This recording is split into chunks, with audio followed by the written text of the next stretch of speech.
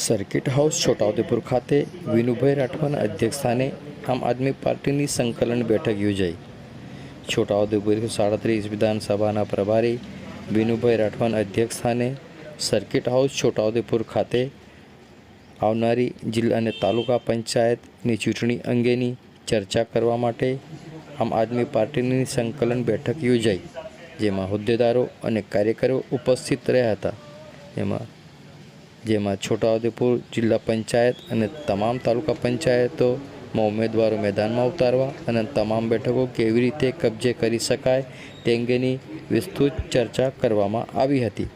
આવો સાંભળીએ આ અંગે છોટાઉદેપુર 137 વિધાનસભાના પ્રભારી વિનુભાઈ રાઠવા શું કહી રહ્યા છે, સાંભળો તેઓના મુખે। ડન। નમસ્કાર।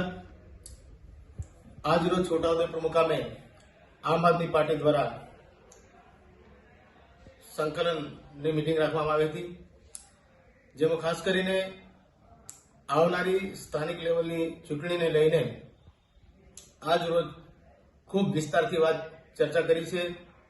આજે છોટાઉદેપુર જિલ્લાની અંદર 32 જિલ્લા પંચાયતની અંદર સમાવિષ્ટ તમામ તાલુકા પંચાયત સીટો અને નગરપાલિકાની અંદર આવતી તમામ સીટો પર આમ આદમી પાર્ટી પૂરી રીતે તૈયારી કરી લીધી છે અને આજે તમામ કાર્યકર્તાઓ, જે આમ આદમી પાર્ટીના હોદ્દેદારો, તમામ વિવિધ હોદ્દા પર બિરાજમાન તમામ સાથી કાર્યકરો સાથે આજે ખૂબ વિસ્તારથી ચર્ચા કરી છે કે આવનાર તાલુકા પંચાયત અને જિલ્લા પંચાયતની ચૂંટણીને જીતવા માટે પૂરી રીતે અમારી તૈયારી કરી લીધી છે અને છોટાઉદેપુર જિલ્લામાં ભાજપ અને કોંગ્રેસ બંને પાર્ટીને ઘર ભેગી કરી આવનાર સમયની સ્થાનિક લેવલની ચૂંટણીની અંદર આમ આદમી પાર્ટી સત્તા પર બેસાડવા માટેની અમારી ખૂબ તૈયારી છે। ભાજપ અને કોંગ્રેસ સામે આપણો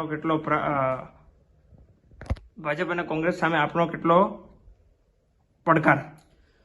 ભાજપ અને કોંગ્રેસ સામે આમ આદમી પાર્ટી ખૂબ મોટો પડકાર ફેંક્યો છે, જે વિકાસના કામો નથી થયા અને આ વિસ્તારની અંદર આદિવાસી વિસ્તાર હોય કે કોઈ પણ સીટોનો વિસ્તાર હોય, ત્યાં જે લોકોના પડતર પ્રશ્નોનો નિકાલ નહીં થયો અને તેના કારણે આજે બહુ મોટો આ ગુજરાત અને છોટાઉદેપુર લેવલે જે અત્યારે દેખાઈ રહ્યું છે કે દિવસે ને દિવસે તેઓ લોકોને આજે ખૂબ પડતી આવી રહી છે।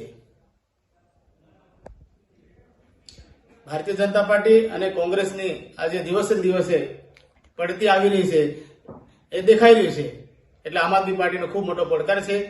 એ કંઈક ને કંઈક આમ આદમી પાર્ટીને તોડવા માટેના પ્રયત્ન કરશે, પણ કોઈ સંજોગોમાં નિષ્ફળ નહીં જાય।